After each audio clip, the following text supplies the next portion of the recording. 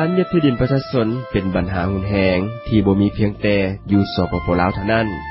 แต่หากยังมีอยู่ประเทศเพื่อนบ้านนำอีกเฮ็ดให้ประชาชนผู้ได้รับผลกระทบร้องขอต่อว่าเพื่อปกป้องสิทธิและผลประโยชน์อันชอบธรรมของตนจำปาทองมีรายงานเกี่ยวกับเรื่องนี้มาเสนอทานในอันดับต่อไปมื้อก่อนนี้ได้เว้าถึงว่ารัฐบาลสปป.ลาวอนุมัติให้นักธุรกิจต่างประเทศสัมปทานที่ดินในทั่วประเทศเป็นจำนวนหลวงหลายเพื่อขุดค้นเอาทรัพยากรธรรมชาติและปลูกพืชอุตสาหกรรมซึ่งในนั้นรวมเอาหรือยึดเอาที่ดินของประชาชนที่มีทั้งให้ค่าชดเชยแบบบ่ยุติธรรมและบ่ให้เลยก็มีดังนั้นจึงมีการทักท้วงร้องขอต่อว่าด้วยรูปการต่างๆอยู่หลายแขวงตามระเบียบกฎหมายที่ว่าพลเมืองลาวมีสิทธิ์ร้องทุกข์ร้องฟ้องและเสนอความเห็นต่อองค์การที่เกี่ยวข้องเกี่ยวกับปัญหาที่พัวพันถึงสิทธิและผลประโยชน์ของตนแต่คำร้องขออันชอบธรรมของประชาชนที่ว่านั้นบ่เพียงแต่บ่ได้รับการพิจารณาพอเท่าใดเท่านั้นแต่บางคนยังถูกจับถูกข่มขู่จากทางการลาวอีกด้วยดังที่กระทำต่อชาวบ้านบ้านยึบเมืองท่าแตงแขวงเซกองที่ถูกจับมาแล้ว7คนเป็นต้นและเมื่อวันที่21สิงหาก็มีข่าวออกมาอีกว่าขอคัดแย้งเกี่ยวกับปัญหาที่ดินระหว่างประชาชนและรัฐบาลอยู่เขตดงโดกที่ตั้งห่างจากนครหลวงเวียงจันทน์บ่ถึง10หลักกิโลเมตรนั้นแห้งขึ้นเรื่อยๆเพราะประชาชนบ่ยอมย้ายออกพวกเขาเจ้าต้องการค่าชดเชยอย่างยุติธรรมซึ่งตามคำเห็นของผู้ตั้งหน้าขบวนการเล่าเป็นเล่ายุคใหม่ที่สหรัฐอเมริกาซึ่งนักข่าวเอเชียเสรีได้สัมภาษณ์ในตอนบ่ายของวันที่22สิงหานี้แล้วแม่นว่าควรให้ค่าชดเชยที่เหมาะสมการที่ว่าให้ค่าชดเชยกับเจ้าหนะมันต้องให้เหมาะสมเพราะยังเพราะว่ามันบ่แม่นว่าเงินรัฐบาลเป็นผู้ให้เด้พวกกันบริษัทที่มาสมทานนั้นต้องให้ค่าชดเชยเหมาะสมรัฐบาลจึงมอบดินตรงนั้นให้คันถ้าว่าบริษัทที่มาลงทุนนั้นให้ค่าชดเชยบ่สมมาสมควรจังซี่รัฐบาลก็บ่อนุญาตให้ธรรมดาแล้วเจ้าเป็นผู้นำเฮ็ดแนวใดจะนำพาประชาชนให้ได้อยู่ดีกินดีถ้าว่าบริษัทใดบริษัทหนึ่งมาสมทานแล้วจะให้ราคาเท่าใดก็ให้มันก็บ่สมควรอันนี้สาเหตุของข้อขัดแย้งที่เกิดขึ้นนั้นรัฐบาลมักกล่าวหาว่าประชาชนเข้าไปอยู่ในดินของรัฐบ่สมควรที่จะได้รับค่าชดเชยแนวใดเกี่ยวกับเรื่องนี้ประชาชนผู้หนึ่งที่มีเฮือนอยู่บริเวณฟาร์มเลี้ยงไก่ดงโดกใกล้กับมหาวิทยาลัยแห่งชาติเว้าว่าปัญหามีอยู่ว่า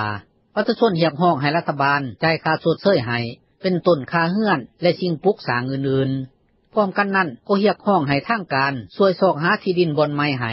ซึ่งหลายคนเห็นว่าเป็นคำเรียกร้องที่สมเหตุสมผลแต่รัฐบาลบ่เพียงแต่บ่ยอมรับคำเรียกร้องเท่านั้นแต่หากยังจัดเจ้าหน้าที่ไปเว้นยามและติดตามเบิ่งการเคลื่อนไหวของชาวบ้านนั้นอย่างใกล้ชิดตื่มอีก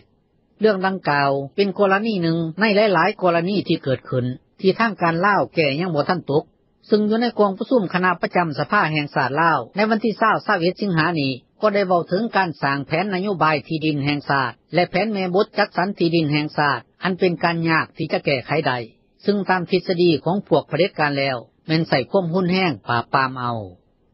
นอกจากอยู่สปป.ลาวแล้วอยู่ประเทศเพื่อนบ้านเช่นเวียดนามจีนและกัมพูชาก็มีปัญหาที่ว่านี้หลาย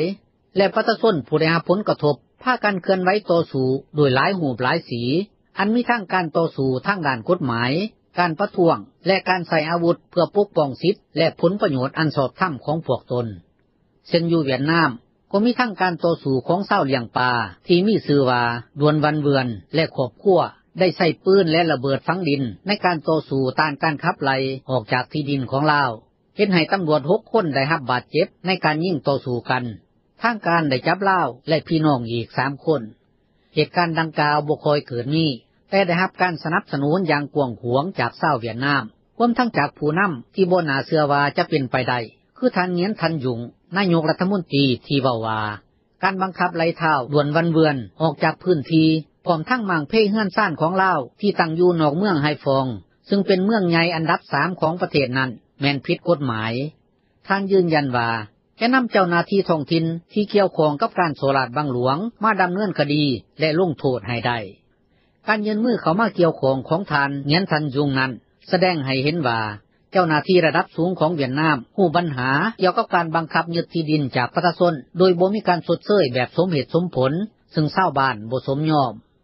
สำหรับอยู่จีนก็มีเหตุการณ์ประท้วงเรื่องที่ดินครั้งใหญ่อีกเทื่อนึงเมื่อท้ายปีผ่านมา ชาวบ้าน20,000 คนได้พากันซุ่มนุ่มประท้วงอยู่ต่อหน้าห้องการแขวงกวางดงที่อยู่ทางภาคใต้ของประเทศภายหลังที่ทางการได้ประกาศถึงการเสียชีวิตของชาวบ้านที่เป็นผู้นำพาการประท้วงต้านการจัดสรรที่ดินปลูกฝังแบบบ่ถูกต้องการขายที่ดินให้บริษัทอสังหาริมทรัพย์แบบผิดกฎหมายซึ่งตามการประเมินของนักเสี่ยวซ่านจีนและแม่นว่าแต่ปี 1990 มาทางการจีนได้ยึดที่ดินประชาชนในเขตชนบทประมาณ 6,700,000 กว่าเฮกตาร์